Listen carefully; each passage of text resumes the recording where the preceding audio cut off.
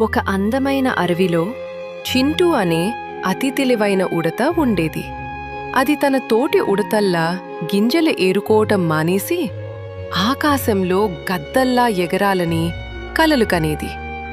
తన చేతులకు ఆకులను జిగురుతో అంటించుకుని ఎగరటానికి ప్రయత్నించి బోర్లా పడటం చింటూకి అలవాటు.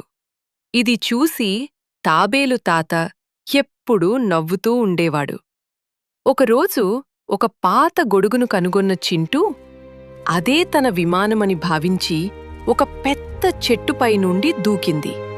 కొద్దిసేపు గాలిలో తేలినప్పటికీ గాలివాటుకు గొడుగు తిరగబడి చింటూ తోక ఒక ఎత్తైన కొమ్మకు చిక్కుకుపోయింది.